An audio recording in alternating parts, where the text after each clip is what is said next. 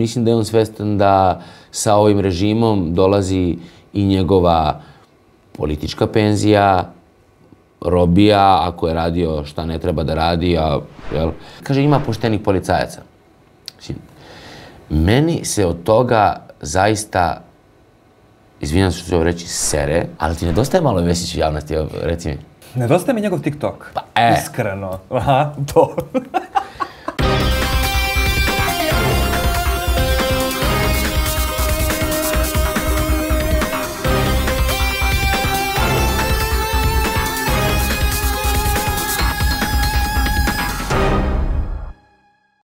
Na jednoj konferenciji za medije predsjednik Vučić nazvao jednog novinara lažovom. Nekoliko dana kasnije, portal Istinomer je upravo kao laž godine proglasio izjavu predsjednika Republike. Šok saznanje. Uglješa Mrdić kaže kako će Zagorka Dolovac da se kandiduje za predsjednicu Republike. Isti taj Uglješa Mrdić navodi kako je optužnica u slučaju nadstrešnice doživjela fijasko. Blokaderi napustili REM jer nisu uspeli da ugase Informer.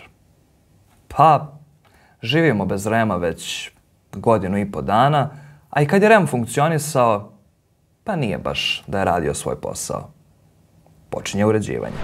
O događajima koji su obeležili nedelju za nama, večeras razgovaram sa novinarem i urednikom emisije Pokreni se na televiziji Nova i verujem jednim od najprepoznatljivijih glasova koje vam svakog vikenda poželi dobro jutro, to je Marko Novičić. Marko, dobroveče i dobrodošao. Bolje te našao. Jedan od najprepoznatljivijih glasova, sad kao mene glas.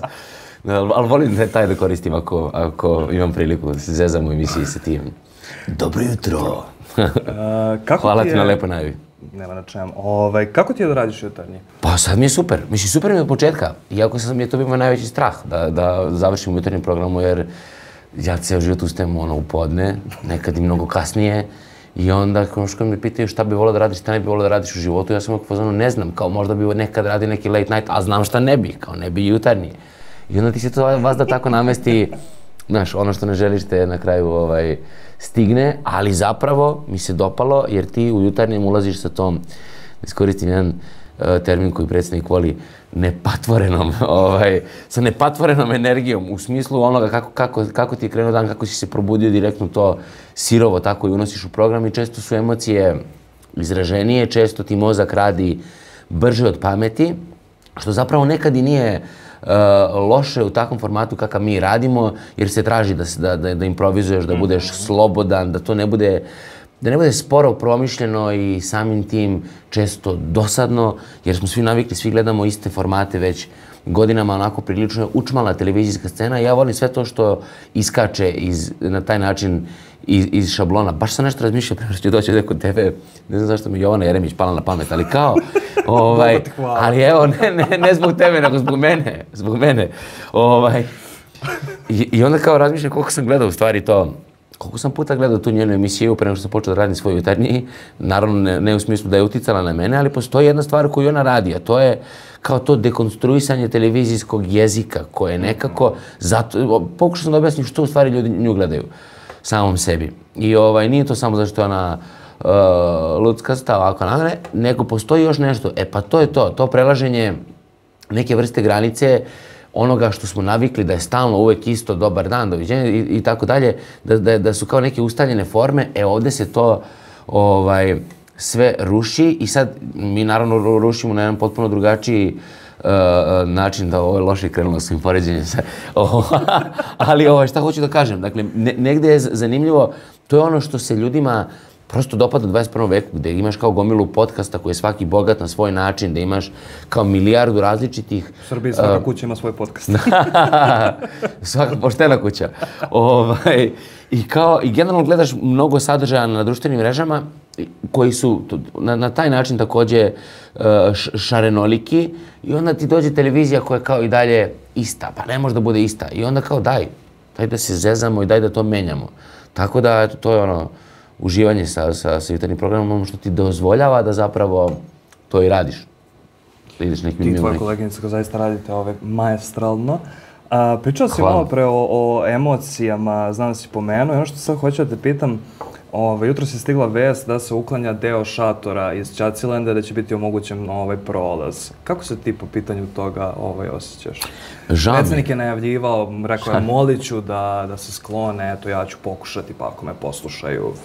Šteta, možda bismo mogli da napravimo, ja volim da uradim neke emisije van studija, to sam radio do sada 3 puta, pa mi je palo nešto na pamet, možda smo mogli za godišnjicu Čacilenda da napravimo oko Čacilenda jedan prsten od emisije, da tu radimo uživo, ali kako sad krenulo neće nešto biti prilike za to. Mislim, znaš, evo sad dolazeći ovde kod tebe, klackao sam se kroz prevoz, ja ne znam koliko, 40 minuta i to stvarno počinje da frustrira. I sad kao, ok, raste grad, raste broj vozila, sve je to u redu, ali jasno je da ti ako pritisneš neke žile kucavice i zatvoriš ih potpuno, kao što je ta ulica u kojoj se nalazi taj ubogi Čacilend, mi dolazimo u situaciju u kojoj dolazimo, da je kao grad stalno u kolapsu. Tako da krenemo samo s te tehničke strane, koliko nas parališe to paravojno nasilje. Svima je nužno to nasilje. Svi gore, paravojno nasilje i stvarno, to je bukvalno nasilje. To nije nasilje, nego nasilje. Jer ja ne znam kako je moguće, mislim, jasno je šta je smisao tog Čacilenda. To je prst u oko i to je, sa tom idejom je i ostavljeno tu. Sad, bilo je prst u oko nama građanima, ali je očigledno sad prst u oko i nekim ljudima koji su počeli malo da se bave zavrtanjem ušiju. Aleksandru Vučiću, koji se nalaze negde u Evropi ili u raznim institucijama koje su počele i tamo da se bave onom situacijom koju mi ovde živimo i da je to negde razlog što on popušta i što mu je rečeno da zaista verovatno to više... Jer misliš zaista da je dobio, što bi se reklo, packu?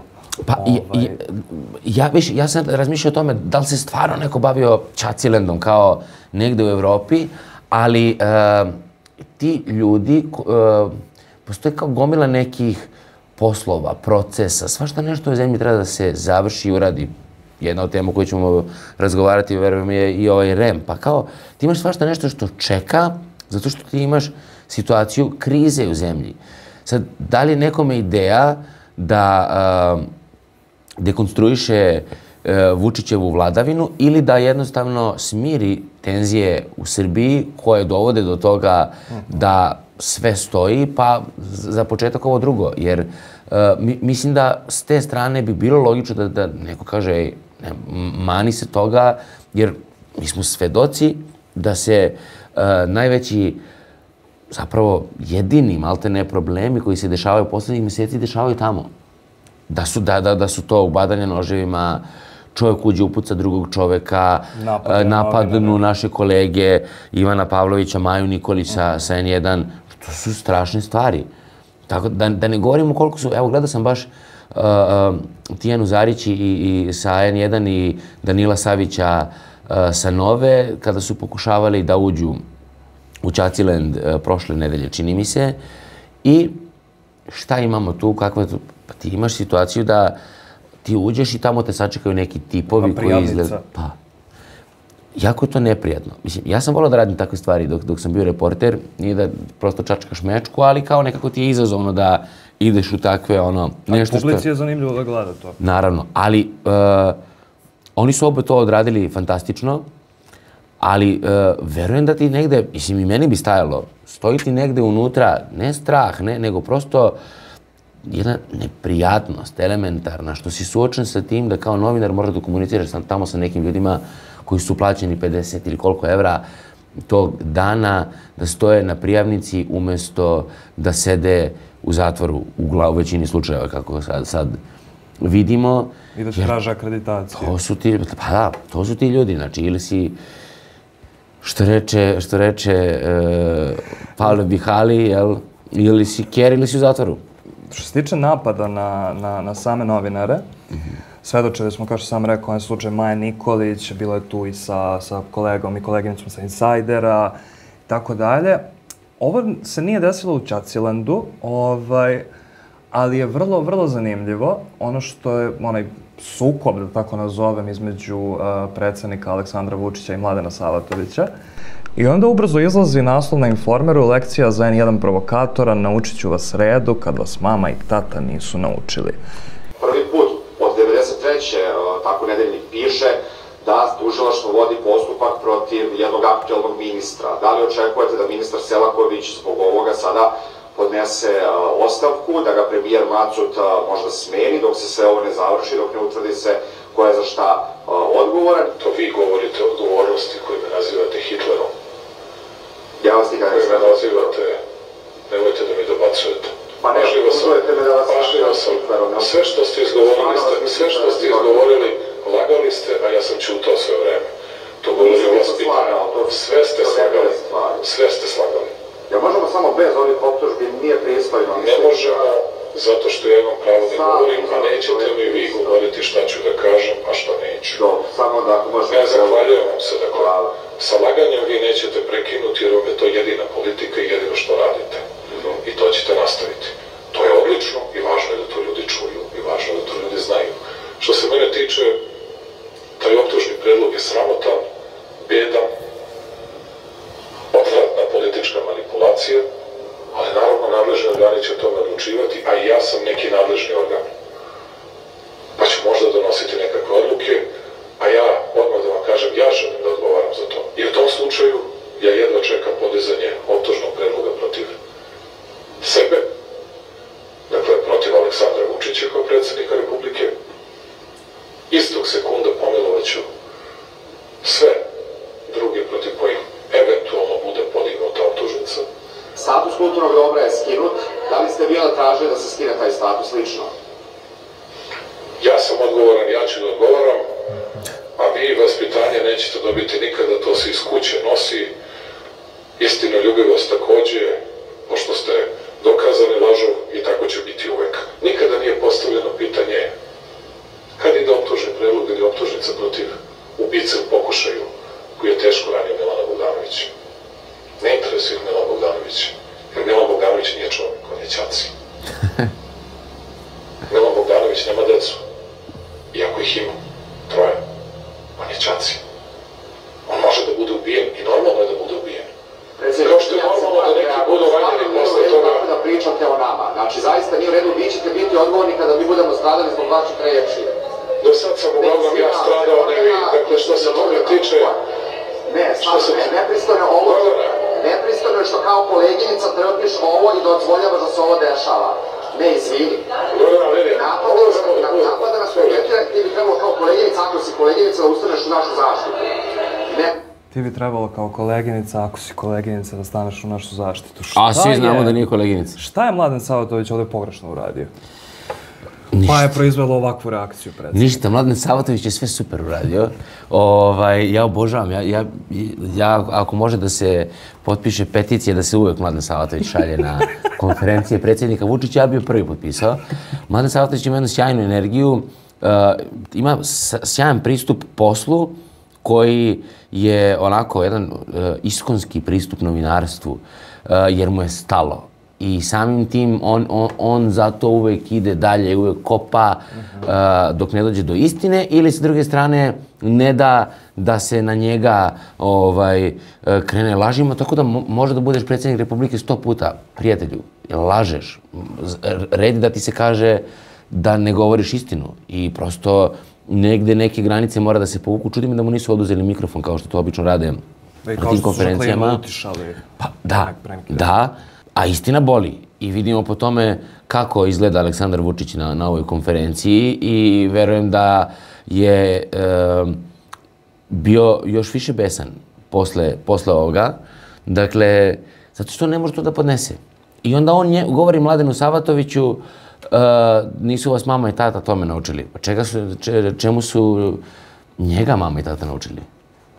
Kako je to ponašanje? Dakle, ako pričamo o to, ali ok, možda polazi od sebe, da nije on naučen, da je nevaspitan, da je vrlo bezobrazan i agresivan u komunikaciji i da je njegova omiljena delatnost crtanje meta na čelima novinara i to svedočimo o tome da je sada pojačano u posljednje vreme, jer su novinari jedna od posljednjih nekako brana slobodne reči, svega onoga, generalno što se dešava u Srbiji. Naravno da ga to najviše boli i zahvaljujući novinarima mnoge problematične situacije i odu u svet i Evropu. Ljudi ne bi ni znali šta se ovdje dešava. Upravo to. Ali Mladen je baš podvukao taj deo, baš kad je rekao ako mi stradamo, vi ćete biti odgovorni za to. Tako i treba. Jer suštinski jeste tako, ti stvarno ne znaš, dođu ti ljudi, mislim, ja nisam imao mnogo takvih situacija na ulici, ali ti ljudi koji ti priđu po automatizmu kad vide mikrofon nove i krenu da nešto vređaju, dobacuju, ti vidiš da je to samo usađeno. Neko im je to imputirao u glavu. Dakle, nemam pojma, životu nije pogledao tu novu N1, jer da je pogledao, možda bi se i takav je zapitao, aha, evo te, pa kao vidiš da ipak ovde su neke stvari malo drugačije. Tako da, ali postoji ceo taj problem. Dešavalo mi se da par puta gledam 2, 3, 4 dana za redom samo RTS ili Pink i tako dalje i onda uvotiš sam sebe da se pitaš šta je istina. Sad zamisli te ljude kojima je upaljena centrifuga 13 godina i samo se ispira. Ja, misliš da je moguća konverzija ljudi sada nakon 13 godina centrifuge? Ne. Ja sam inače optimista, ali, znaš kao, šalim se, znaš šta je problem? To je naš najveći problem što mi totalno smo podesničarili sad za posljednjih nekoliko godina. Mislim, kao ceo svet je okej, ali ti imaš ovdje jedno spuštanje raznih političkih i svih drugih kriterijuma toga šta je u redu, šta je podobno u smislu i ponašanja, toga kakav neki političar treba da bude, šta sme da radi, koje su njegove ingerencije, koje su njegove obaveze i I sad kad imaš sve to što su oni tako ruinirali, da kao svemu se pristupalo bez etike i morala, pa šta, kako ćemo mi posle toga da se naviknemo na nešto što je normalno? A ne ostajemo mi i kada taj režim jednom ode u zemlju u kojoj bar ima para ili kao bar postoji neka proizvodnja, neka industrija, nešto, ne postoji ništa. Sve je totalno razvaljeno, a razvaljeno je društvo. To ja stalno govorim. Nije problem, mislim, problem je naravno što su devastirali državu, ali država je kao, navikli smo da nije baš u sjajnom stanju, kao već od kad smo se i ti i ja rodili, država nam je takva kakva je. Trudimo se da je popravimo, ali nešto niko nije optimista da će da cvetaju ruže. Ali ovaj je došao i totalno je degradirao društvo na svim nivoima i to je ono što ti kažeš. Toga se ja bojim. Koliko će vremena biti potrebno da prođe dok mi ozdravimo. Zato su bili važni ovi studentski protesti jer su pomogli jednom solidnom, dosta širokom krugu ljudi da ozdravi tokom ove krajem, dakle 2024. i već prvom polovinom najviše 2025. godine, ljudi su malo ozdravili, malo se isplakali, malo priznali sebi, mnogi su ćutali, to je po onom sistemu. Smijem da psujem. Jeste, jeo sam govna i kajem se zbog toga. Kao ti vidiš da iz ljudi izbija to, jel? Da kao hoću malo da hoću da nešto promenim, ne mogu više ovako. I dok god je tako, postoji neka nada da će se stvari promeniti, ali kao potrebne su, sve će to biti turbulentno. Ja sam to, uvek sam nekako, svi čekamo taj moment da se, da prođe ovaj režim kao nekakva noćna mora, ali ti realno i kad se probudiš iz noćne more, u stvarnosti nisi dobro pola sata, ne možeš baš odmah ni da zaspiš. Pričaš o studentima, mi ovo snimamo u petak, izlazi u nedelju, znači danas kad se ovo bude emitovalo, već je u toku akcija koju studenti priređuju svuda u celoj Srbiji za potpisivanje, odnosno peticija za raspisivanje izbora. Šta očekuješ po pitanju raspisivanja izbora? Da li će Aleksandar Vučić ikada do isteka svog mandata u međuvremenu zapravo raspisati izbore i skoro je istinomer proglasio njegovu izjavu kada je rekao hoćete izbore, dobit ćete i kad god hoćete, kao laž godine? On će probati, mislim, ovi lokalni izbori su iza njega bili pokazna vežba da vidi koliko šta može, gde može i koliko da se lapa, pritiska, ucenjuje i sve drugo što se radi, ali dobro je, razmišljao sam koliko ima smisla to što studenti rade. I u stvari šta oni rade? Popisuju ljude, sad kao jako to možda zvuči kao... Postoji spisak. Spisak postoji, ali je dobro iz onog ugla da nekako i mi, svi građani ove zemlje, treba da se obavežemo na nešto. Kod nas je sve paušalno, pa to hoću otići na protest, neću, hoću učestvovati u akciji, neću, generalni štrajk, pa možda ne baš danas. Prosto mislim da na taj način treba da se formalizuje čitava stvar, da ljudi budu aktivniji i uključeni i na kraju krajeva. Taj SNS je pozivanjem ljudi, jer izlazite danas na izbore, opstajao, sad su to neki drugi mehanizmi, ali u početku, dok su se lagodnije dobijali izbori, to je bio osnovni mehanizam, čini mi se. Sećamo se call centra i koleginice iz Cinsa koja je otkrila... Tako je, i na kraju krajeva tebi niko ne zabranjuje da ti zaista pozoveš ljude i da ih pitaš hoće ti izaći na izbore. Ne nužno za koga ćete glasati, to ne nužno, to ne treba da pitaju, ali prosto jasno je da tu ko potpiše sad u nedelju da taj jeste protiv ovog zla u kom živimo. I možda nije loša, vole ljudi da ih pozoveš, vole ljudi da im daš na važnosti. Ako je ovo način da se da na važnosti svima da treba da učestvuju u ovome i da osjećaju pripadnost nekakvom formalnom ili u ovom slučaju neformalnom i dalje pokretu, onda treba da bude tako. Jer to je cela suština. Dakle, zamajac postoji, ali se ne dešava da se to raširi na čitavo društvo, da se svi uključe. Ne znam. Tako da, s te strane, kao pozdravljam čitavu akciju, iako ne mislim da je više na studentima da bilo šta urade, isto tako se bojim koliko god da smo mi kao društvo uradili svašta sami za sebe, bez dodatno malo pogurivanja od strane prvenstveno Evrope, također ne može da bude promjena zato što nije ni Vučić sam došao na vlast. Došao je zahvaljujući tome što je neko odatle dao nekakav amin, možda je od neku došla i lova, nećemo sad tu spekulisati, ali jasno je svima da je odgovaralo, da dođe Vučić, da se to Kosovo rešava. I evo sad vidim, ne znam gde sam vidio na Instagramu, bukvalno prema što ću doći ovde, kao Tamara Vučić bila u Keniji, par mjeseci kasnije Kenija priznaje Kosovo. Marko Đurić na Bahamima, Bahami priznaju Kosovo. Kao bravo ljudi, kao uspješna vam je kampanja, jeste to hteli? Jel vi radite na tome baš tako?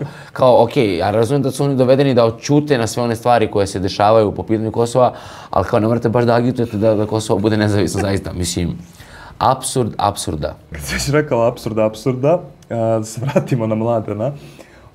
Savatović vređao novinarku Informera, strašan skandal posle konferencije predsjednika. I naravno, tajkunski novinar Mladen Savatović fizički je nasrnuo na novinarku Informera Lidiju Makragić. Ja to nisam vidio, da. O čemu smo danas, samo da vidim. Posle konferencije on je najpre mahao mikrofonom u smeru ka Makragićevoj i poručivao je da ona njemu nije koleginica. Postoji ovaj video, međutim, kad uđeš na sajt Informera, video je kako je Lidija Makragić stala ispred palate Srbija, snimila jedan live sa svojom koleginicom. S Gocom, tako je.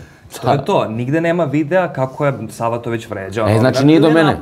Ja sam mislio da ja nisam uspio da nađem. Ne postoji. Isto sam pogledao to njeno uključenje, gde se njih dve dodaju. Ne postoji video. I onda vrlo brzo naše najmlađe i najnovije udruženje, asocijacija novinara Srbije, ili što bi Zoran Kesić rekao ANUS.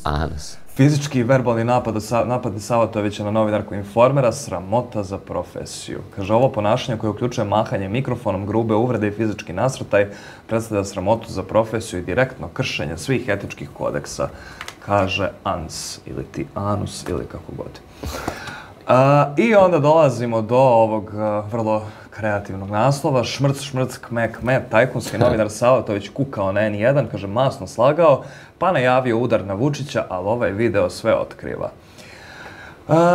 Aleksandra Vučića nazivao Hitlerom, zakukao u emisiji kod svoje istomišljenice Nataše Miljković zbog onoga što se juče dogodilo tokom konferencije. Samo ću kratko da pustim šta je Mladen rekao. Koliko je izgubio konce po tome što njemu je vrat bio beo na početku konferencije. A stvarno jeste, kad pogledaš... Počeo je da crveni po vratu, u licu se zacrveneo, videlo se zaista da gubi konce i onda je rekao i ono sada od juče čuveno da su neki tamo građani koji protestuju kreteni. tako ne sme obraćati. Ali on više nema kontrolu nad tim i posebno su ga zabolala, kažem, ta pitanja i zato je i ta njegova reakcija bila toliko silna u odnosu na neke prethodne konferencije. Ali stvarno se da je zacrvenao se i ima pomodre usne. To je inače simptom visokog pritiska.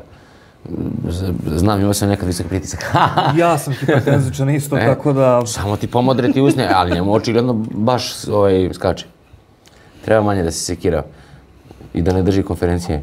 Opet smo na temu televizije N1 i naslov Streljati Vučića, Danica Vučinić, šta je sporno? Danica Vučinić, TV novinarka opet tajkunske televizije N1, nije videla ništa sporno u pretnjama kolumniste Aleksandra Dikića upućenim predsjedniku Vučiću. Opet sad novosti. Ali voliš, ona je novinarka. Nije tajkunska novinarka. Novinarka tajkunske televizije, ali... I onda se oglasila Asocijacija nezavisnih elektronskih medija, najoštrije osudila iznošenje laži o novinarki televizije N1 Danici Vučinić. I kaže dodatno je zabrinjavajuće što se u ovu negativnu kampanju uključili i drugi mediji i predsjednik Srbije Aleksandar Vučić. Šta se zapravo desilo? Danica je samo pročitala vest o tome da je kolumnista KTV-a, ako se ne varam. Tako je. Zadržan zbog pretnji po ustavno uređenje Republike Srbije i bukvalno je žena izgovorila, dok smo pripremali ovu emisiju, ja sam slušala njegovu izjavu i kaže nisam videla tu ništa sporno. I to je sve. I od toga imamo moment da Informer kaže Streljati Vučića, Danica Vučinić, ništa sporno. Oni se sad više bave Danicom Vučinić nego Dikićem. Što isto je jedan svojevrstan apsurd, ali dobro.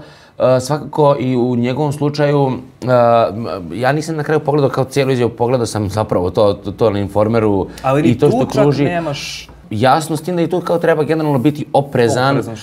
Da, jeste. Mislim kao zato što znaš da mogu da te uhvate za sve i svašta. Tako da ne ulazim, dakle ne govorim, ne pametujem njemu niti bilo šta daleko bilo. Ali prosto oni stoje iza ćoška i vrebaju. I kao to je njihovo, ali kao evo vidiš kao zašto su se uhvatili u slučaju Daničinom. Dakle, to su potpuni apsurdi. Tako da, ali to govori ono što sam ti malo prepomenuo, da je sad cilj pritisnuti novinare što više, što možda nije loš pokazatelj toga da ipak je situacija kao sa našim medijima koji posluju u okviru United grupe, za sad barem kao ok, u smislu da ne bi se na ovakav način bavili nama da mogu da nas ugase. Upravo sam to želeo da te pitam. Prošli put mi je bio Radovan ovde, evo sad ti opet sa Nove. Kakvo je trenutno stanje kod vas, imajući u vidu sve što se od avgusta, ako se ne varam, kad je objavljen razgovor između Lučića i Millera, izdešavalo? Kako živiš, odnosno radiš, sa spoznajom da možda, eto, sutradan će doći neko i samo dobit ćeš otkaz, ugasit će se televizija? Kada misliš da možda dođe do toga? Pa, postojao je zapravo na početku neki mali strah, samo u onom smislu da svi mi volimo to što radimo, osjećamo pripadnost tom mediju gde jesmo, to je vrlo važna stvar. Ja volim što sam deo Nove, dopada mi se ekipa ljudi tamo. Mislim da smo stvorili nešto veliko i ne bih želeo da to tek tako nestane. S druge strane, svi ljudi u Srbiji trpe manji ili veći pritisak da će ostati bez posla, bez ovoga ili onoga, ako kažu nešto protiv ovog režima, urade nešto što se režimu ne sviđa. I onda imaš prosto situaciju u kojoj samo nastaviš da radiš svoj posao, ono zbog čega si dobar, ono zbog čega bi potencijalno pokušali da te ugase, ono zbog čega se plaše tebe. I onda shvatiš da sve polazi od njihovog straha, od tebe. Znači, oni hoće da prebace strah nazad na tvoju stranu, pa ne može. I ja sam to rekao mojoj redakciji, jer smo mi imali taj moment da ja sam imao moment radeći na televiziji prva od 2014. do 2019. se pričalo o prodaji, hoće bude, neće bude, i onda se ljudi se uplaše, sve manje se radi, sve lošije se radi, jer u tom dugom čekanju sve se razvodni, sve se... I traži se izlaz. Da.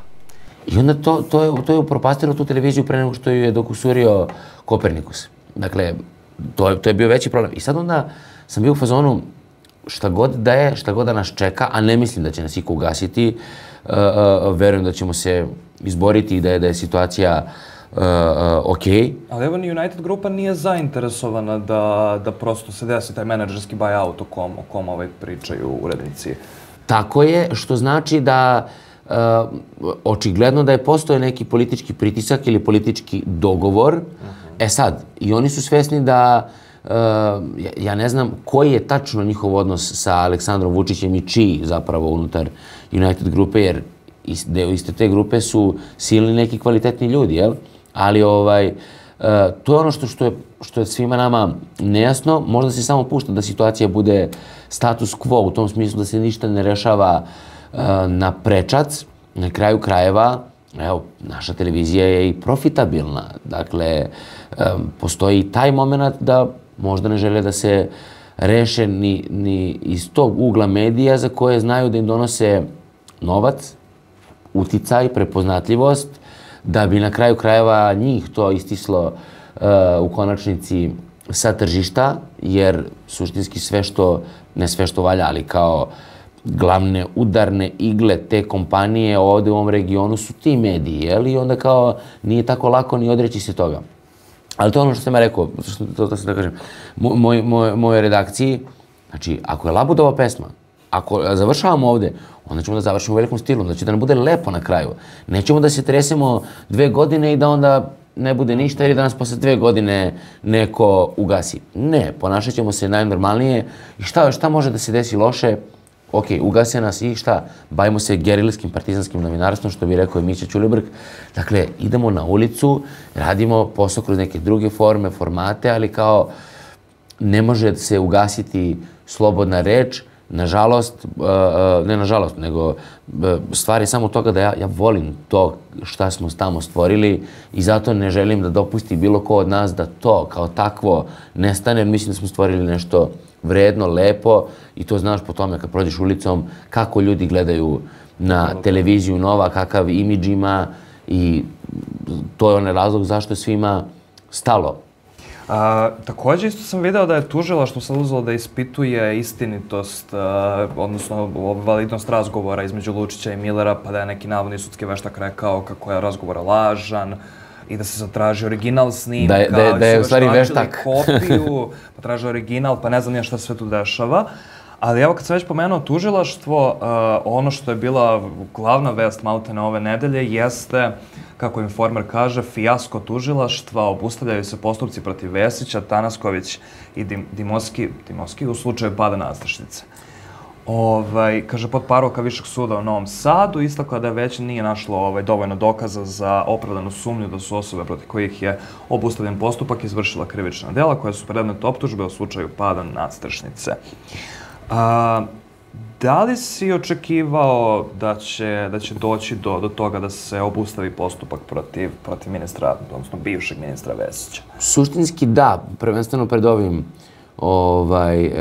organom, jer ti imaš da je to razvodnjeno, znači imaš i postupak u Višem javnom tužilaštvu u Beogradu i u tužilaštvu za organizovani kriminal. I sam taj paradoks da se istim slučajem iz duše nešto različitih uglova da bave 3 tužilaštva ti ukazuje koliko je situacija apsurdna i na kraju krajeva sad svedočimo tome da kao građani polažu jedine nade zapravo u to što može da dođe od strane toka, koji isto tako se probudio malo kasno. I da li se probudio na kraju krajeva do kraja ili je to neka vrsta odbrane. Mislim sad, kao, ne bih na taj način ni tumačio koje su njihove mogućnosti, koje su njihove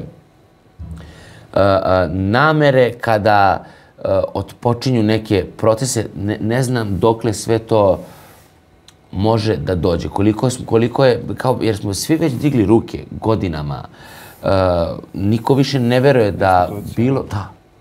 I to je tek najizlizanija reč koja postoji. Ja mislim, znaš, kad kažemo institucije, svi to posprdno izgovaramo, tu reč.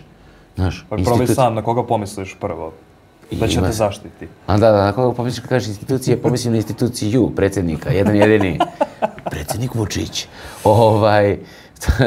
Ko da te zaštiti? Policija koja govori poslanici ZLF-a, odnosno odbornici, ste vi uzeli terapiju.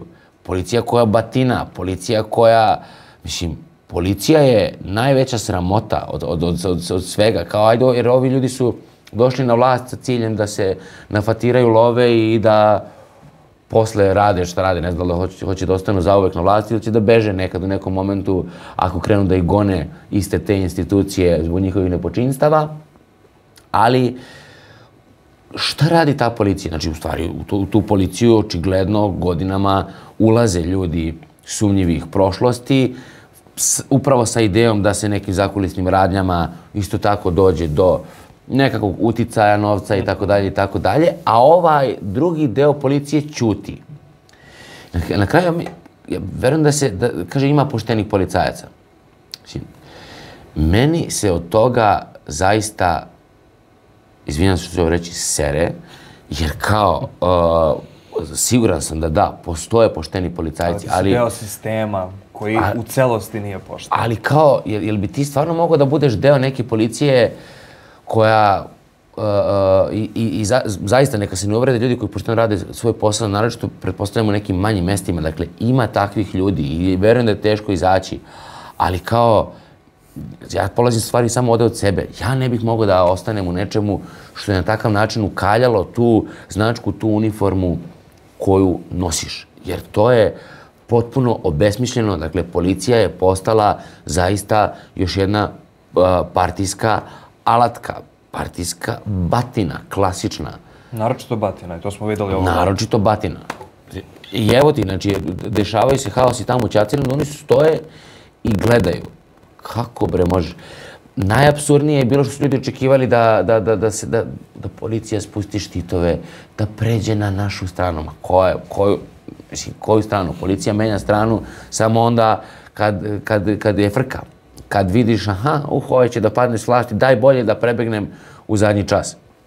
Ne znam da li se sećaš, nakon 15. marta i navodne, jer i dalje nemamo zvanično upotrebe zvučnog topa, ministar Dačić je davao neke izjave gde se tad spekulisalo da on možda vidi da brod tone i da je Dačić prvi vesnik proleća, odnosno prvi vesnik pada ovog režima.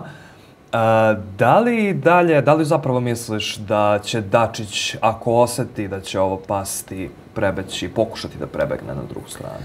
Ja mislim da Dačić je i sam svestan da ne može iz ovoga da se izvuče, ali SPS je svestan da može. Dakle, i postoji ta cijela druga struja koja je oličena kroz Ružića. Ružića, prvenstveno. Koliko su ti njihovi sukobi stvarno sukobi, a koliko su plod nekog dogovora međusobnog, ti drži ovu stranu, pa ako krene da brod tone, ti spašavaj stranku, evo, ima ko da spasi, jel?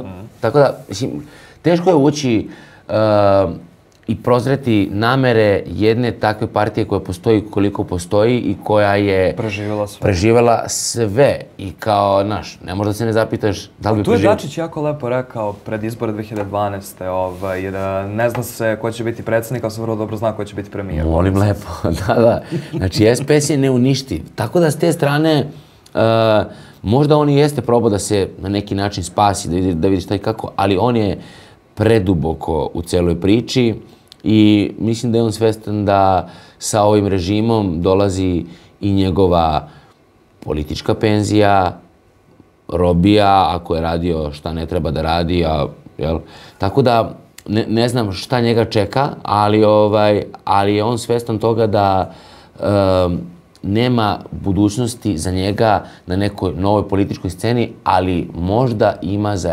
SPS koji će sigurno probati da se opere i na kraju krajeva dokazali su da nikad neće nestati to sad. Da se treba pomiriti s tim, kao šta ćeš tu SPS? Hajde ponovo se vratimo na Gorana Vesića. Uglješa Mrdić, Goran Vesić je nevina, optužnica za nasilništvo doživela fijasko. Kaže da ima uvid u spisa predmeta, sve je sam pregledao i pročitao i na osnovu dokaza tvrdi da je Goran Vesić nevin. Ljudi su ostajali bez funkcija, bez posla, njihovo zdravlje je ozbiljno narušeno, njihove porodice su pretrpele ogromne posledice, bili su u pritvorima, u kućnom pritvoru, završavali u bolnicama, za to neko mora da odgovara. I evo, ovde samo na osnovu ove izjave Uglješe Mrdića prosto se nameće jedno pitanje. Pošto on kaže, porodice su pretrpele ogromne posledice, ljudi su bili u pritvorima, u kućnom pritvoru, završavali u bolnicama, pa nije li od početka celokupne ove društvene krize u Srbiji najmanje 100 studenata završilo u pritvoru, što kućnom, što zapravo u pritvoru, u bolnicama, porodice pretrpele? Ali oni nisu ljudi, oni su studenti, kad kažu, ali on nije čovjek, on je čaci. To je tako i oni prave razliku, on nije čovjek, on je blokader. A zašto se ne priča o tome? Mi smo ono... Mislim, ovo je maltene retoričko pitanje. Pa da, a mi to postavljamo, ja to postavljam u emisiji kao retoričko pitanje, pa šta ćemo sa svim ovim procesima koji se vode protiv studenta kao, jel, šta sa tim, a bavimo se, govorimo o tome da je neko oslobođen posle kakvih optužbi. Tako da, ne znam, apsurdna je situacija, ali to jeste, znaš kad kažu u balkanskom špijunu, oni sve rade javno, da ne bi izgledalo tajno. Ali u smislu neki ono, kako to predsjednik ili kaže, inverzno, perverzno ili perverzno, inverzno. Znaš, obrneš. I kad obrneš, onda nekako obesmisliš cijelu situaciju i onda postane u nekom momentu moguće da poveruješ u takve nebuloze. Ali ti nedostaje malo Vesić u javnosti, reci mi. Nedostaje mi njegov TikTok. Iskreno. Aha, to. Goran Vesić je jedna od... Sićve 011. Sićve 011, jedna od onako sočnijih pojava na političkoj sceni i to je kao da su, znaš, u 13. sezoni serije odlučili da sklone jednog lika ili kao nije potpisao ugovor za tu sezonu, pa možda se vrati sljedeća, ali za sad je njegov lik ono u komi, znaš, tako u španskim serijama, kao za sad je u komi. Ovo je stvarno bio u bolnici, kao za slepo crevo. Znaš, odjednom nema Vesića, gde je Vesić? To je ono mučno za gledanje, ali jebi ga, došao sam do 13. sezone, sad ću je završiti. Kakva je daje? Ali daj, onda mi daj bar neke likove koji su Vesić, Ana Brnabić. Znaš, to su ti likovi koji te, znaš, kao ono u Game of Thronesu kad imaš, znaš, kao ljudi žale kad su ukinuli Joffrijev lik, razumeš? Zato što vole da ih neko nervira, jel? A ti imaš onda likove kao što je Siniša Mali koji su predosadni. Siniša Mali je dosadan. Prosto nema tu vrstu, sad da li to bili ispadi, lapsusi, znaš kao nekako sve te stvari ti čine da kao, bar u mom slučaju, kao neko ko je osuđen na praćenje te scene, da ti bude zanimljivije, da bude zabavnije. Znaš, ja sam u stanju da gledam satima njihove konferencije, da gledam Vučića, koliko god da to traje, sad sam malo smanjio, ali znači... Zbog zdravlja. Zbog pritiska. Ne, sad samo sam otišao na more, bio letos na mjesec dana i uspio sam da preživim bez portala, bez televizije, shvatio sam pa vidi može. I kad sam shvatio da može, onda sam u fazonu... A onda se vratiš. Ne moram da živim non stop u tome, ne moram da budem 1000% informisan, jer se izgubiš u moru svog onog sadržaja koji ti oni tendencijozno nabacuju da ti ne bi stigo sve da obradiš, jel? To sa zatrpavanjem tema je tako uvek od njih vazda bilo. Tako da sad sam se malo unormalio po tom pitanju. Ponovo Uglješa Mrdić, šok saznanja, Zagorka Dolovac hoće da se kandiduje za predsjednika Srbije. On malo liči na Zagorku Dolovac, Uglješa Mrdić. Ali to je nenormalno bilo u jednom trenutku na Twitteru rasprava. Jel da, eto, liči. Kaže vrhovna javna tužiteljka Zagorka Dolovac, koja je glavno odgovorna za odmetanje dela pravosuđa od države, hoće da se kandiduje za predsjednika Srbije i to je otkrio naravno šef odbora za pravosuđe, državnu upravu i lokalnu samoupravu Narodne skupštine, dr. Uglješa Mrdić. Istakavši kako Dolovac ima otvoreno političke ambicije koje je, kako on kaže, sinoć najavila svojim saradnicima. Također, Mrdić upozorio da bi Narodna skupština što pre trebalo da usvoji set pravosudnih zakona da bi se započela procedura vraćanja otetog pravosuđa državi i narodu. Ono što mi je bilo zanimljivo u cijeloj ovoj izjavi Mrdića jeste, kaže, kako je naglasio, zato su juče neki njeni kandidati, zahvaljujući njenom izbornom inženjeringu, ostvarili relativnu većinu koja je neće pomoći da sačuva funkciju. Reč je o izborima za Vrhovni savet tužilaštva. Odakle, ovo već treći put, 3 epizode smo imali, a treći put postavljam isto pitanje, odakle sada odjednom ova hiperprodukcija, targetiranja Zagorke Dolovac i napada na Zagorke Dolovac, kad je ona važila u javnosti za neku zaboravljenu, odbeglu, nepostojeću tužiteljku? koja kao takva je bila idealna režimu, ali očigledno da više nije toliko. Ja ne znam, ja se isto pitam gde im se to otela Zagorka Dolovac, jer očigledno da jeste. Ja ne znam da li i tu postoje neke vrste kontaktima sa nekim nadležnim ljudima s polja, jer smo mi de facto u raznim nekim procesima koji se tiču našeg imaginarnog ulaska u Europsku uniju, ali koji se tiču pravosuđa. I videli smo su oni pisali, kako beše, zameni su pisali, beše ambasador Europske unije u Srbiji, čini mi se da su se njemu obratili. Sad, ne držim me za reč, ali oni su uputili jedno pismo u kome govore da se na njih vrši pritisak. Šta to znači? Pa znači da jesu pokušali da pronađu neku drugu vrstu oslonca i mene to isto živo zanima gde to vodi, ali je zanimljivo da mi sad ovde gledamo i sad kao navijamo, mislim ne navijamo niko od nas, nego govoreći jezikom kao malo pre televizijskih serija, postoje kao struja Zagorke Dolovac i Nenada Stefanovića koja će da pobedi. Kao obe su SNS-ovske, suštinski, samo što im se jedna otela. Dakle, mi pričamo o ljudima koji de facto žmure na brojne neke postupke koji je trebalo da budu davno sprovedeni pred istim tim tužilaštvima. Tako da ja ne znam šta se tu desilo, ali je očigledno i sigurno da ih to što nije pobedila ova struja bliža Stefanoviću boli i da to stvara neki problem u vezi sa onim što dolazi, jer to je, znaš, to je ono što godine više odmiču, to su i oni više dužni da zavrću neki ventil koji popušta, voda šikljaju, oni mora da vrše jači pritisak. Prosto možda samo nije dovoljno to kako je Zagorka ćutala, sad se traži da se i, ne znam, na neki način deluje. Mnogo je tu nepoznanica i mnogo je teško govoriti o tim stvarima. Između ostalog, taj problem, nema ih u medijima, oni se ne obraćaju, oni ako se obrate, govore kroz saopštenja, pa je to bila zamerka na račun tužioca Nenadića iz Tužilaštva za organizovani kriminal, što kada se gasi udarna grupa MUP-a koja treba da pomaže tom tužilaštvu, se to saopštava kroz saopštenje. Dakle, i onda... Mi Zagorku Dolovac nismo videli već 15 godina. Da, vidimo je na klipovima Marinike Tepić. Mislim, to je apsurdno. Apsurdno je da ti... I onda postoji samo jedan deo javnosti koji je u stanju da razume i isprati šta se tu dešava. Za većinu javnosti je to, ako govorimo samo na ovom nivou, evo, ko što smo pričali malo pre, nedovoljno zanimljivo. Ako nemaš likove koje vizualizuješ, teško ti je i da razumeš šta se tu dešava. Šta je radnje? I prosto to ljudima nije atraktivno. Ja se bojim da, mislim, znam da su možda grubi termini kao kada govorimo o pravosuđu, ali prosto to ljude na taj način ne zanima, iako bi to trebalo najviše sve da nas okupira u smislu da od toga sve polazi, da li imamo pravnu državu ili nemamo. Na kraju krajeva to nas je ujedinilo u slučaju nadstrešnice. Ja mislim da je to krucijalna stvar što zapravo svi žele da kada neko napravi nešto loše za to i odgovara. Ne traže ljudi mnogo u ovoj zemlji. Niko se ovdje očigledno više ne nada da ćemo živjeti ne znam kako bogato i ostalo, ali daj da bude makar ono elementarno zrno pravde. Uhvaćena na delu, evo gde je tužiteljka bliska Zagorki Dolovac usred radnog vremena dok traju sudbonosni izbori.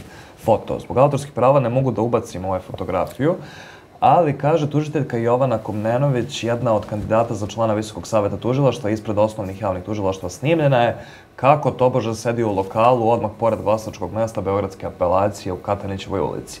A onda, kaže, to ne bi bilo neobično da se ne dešava u radno vreme kada njene kolege rade svoj tužilački posao, a posebno u danu kada se održavaju tužilački izbori na kojima njene kolege glasaju za nove članove Visokog saveta tužilaštva. Čime se oni bave? Neverovatno. Mislim, to je taj level obesmišljavanja čitave priče. Ali jesi primetio za postojanje sad ove Informerove gledalačko-obaveštajne službe Informera, GOSI? GOSI. Koja ide i prati ljude. Mi svi slušamo to, služba. Kao iza svega ovoj zemlji stoji služba.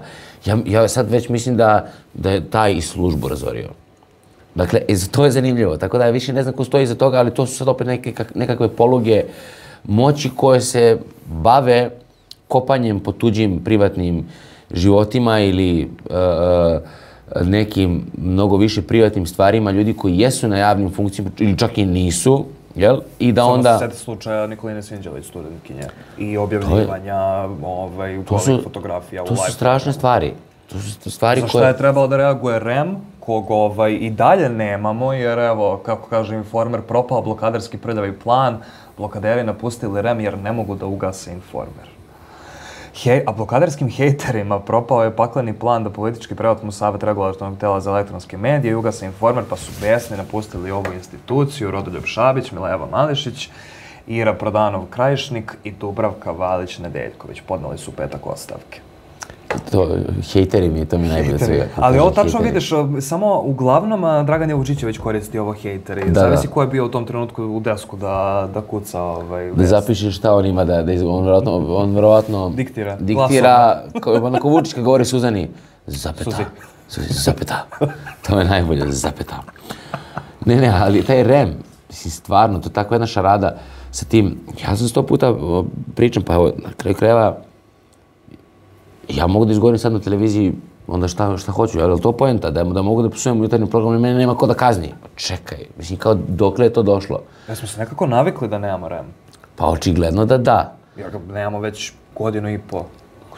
Oni sve to rade, uvek stvari idu tako da kao mrcvarate kao kuvanje žabe dok te ne naviknu na nešto. I na kraju se navikneš, na kraju se googlaš, pa nemamo ni ovu instituciju, nemamo ni ovo.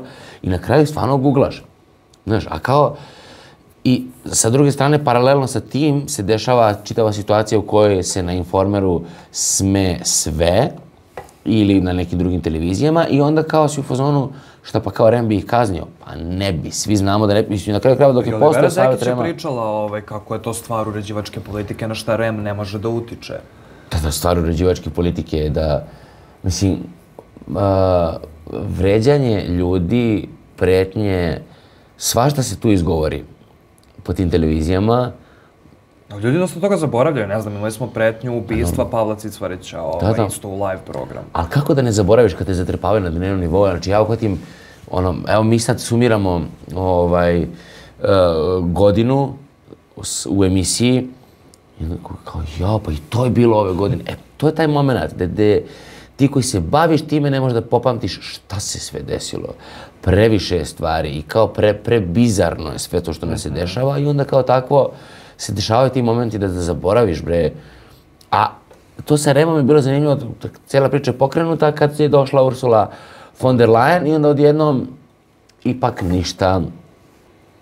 Ovo isto pitam sve ljude koji dođu ovde kad se dotaknemo Informera. Neke naše kolege ne upotrebljavaju izraz novinar, novinarka, Informera, Kurira i ostalih prorežimskih medija jer ne žele da ih nazovu svojim kolegama. Kako si ti stavio po tom pitanju?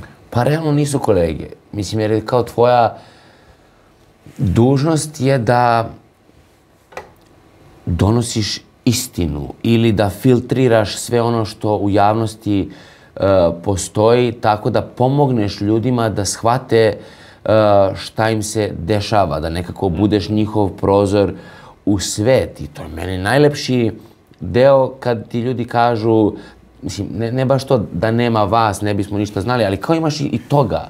U smislu da... Ali nije daleko od istine, zaista nije daleko od istine. Svestan si onda koliko ljudima, da je informacija nasušna potreba, jel?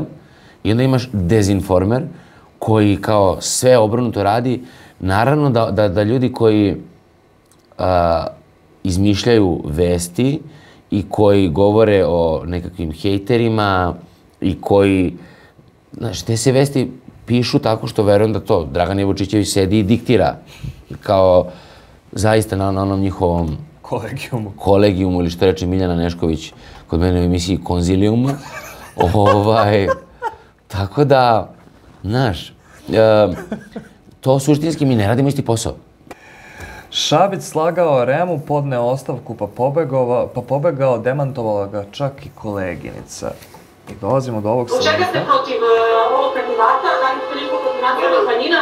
I još jedno pitanje, zbog čega ste, kada je i došlo do ove situacije, da li je vaša ideja bila da preotmete većinu u Savetu REM-a, da biste ukinuli neke medije, konkretno reći o Informeru, i da li je vaš zadatak da štitite medije i da ukinete? Ajde, ali ja još nešto.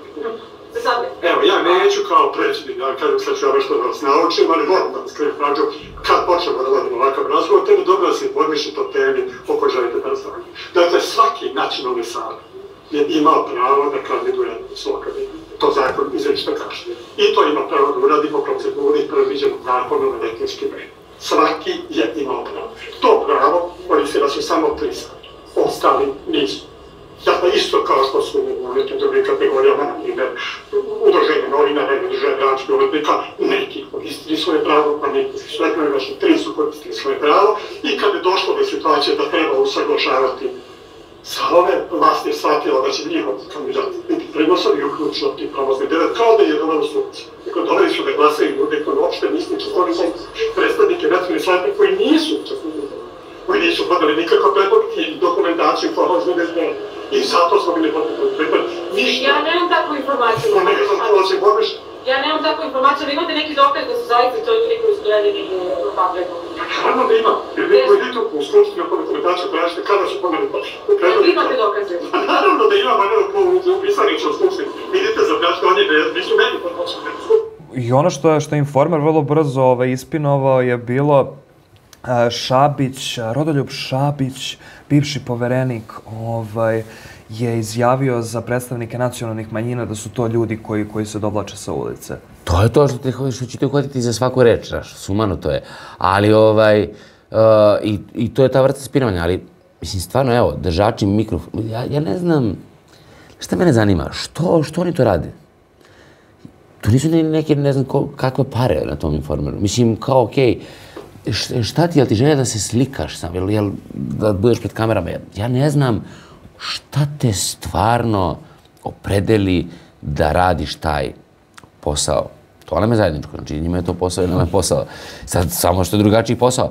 Ali šta te opredeli? Šta njoj treba sad da sedi tu, da stoji tu i da razgovara sa čovekom sa kojim, dakle, nema, očigledno pokazuje da nema dovoljno obrazovanja o, ako ništa, bar o toj temi o kojoj govori, da razgovara sa... Šabić je pre svega ozbiljan pravnik, pa sve ostalo. Tako je, čovjek koji apsolutno zna sve o ovoj temi i koja je potreba, znači šta dođeš da se svađaš, jer šta je drugo osim ove... A jeste proverili? Za 2-3 godine imat ćemo metro u Beogradu. Vučić otkrio, Novi Savski most se otvara tog datuma. I ovo što bi bilo isto jako simpatična izjava, Beograd nikada nije bio lepši, ali bih voleo da je lepše okićen. Dobit ćemo i akvarijum i prirodnjački muzej, stadion, metro, 2 potpuno drugačija mosta, a za 2-3 godine imat ćemo metro u Beogradu. Je prešlo prste obe ruke, koliko puta smo čuli, za 2-3 godine doći će metro u Beogradu? To je ono, 2-3 naredne nedelje su ključne. 2-3 naredne godine su ključne i tako stalno u nedogled. Znači, metro je stvarno najveća laž koja se ikada... Ja ne znam šta je bilo s tim. Tu je krenulo na Makišu, ja sam bio kada je postavljeno na neki kamen temeljac, nešto, to takva glupost, što ono usred livade i... I prolaze prve karte za metro beogradski. Pa se provozali bus. Da će biti gotov do 2028. ako se ne varam, da je neko iz grada Beograda pričao kako je to kroz 2-3 godine ćemo da dobijemo. Mislim, ja se stvarno plašim... Mislim da je realno uopšte metro u Beogradu izgraditi. Ne, sa ovom vlašću jedino što može se desiti se uruši ceo grad kad oni krenu da kopaju dole, da odemo svi u 3 lepe.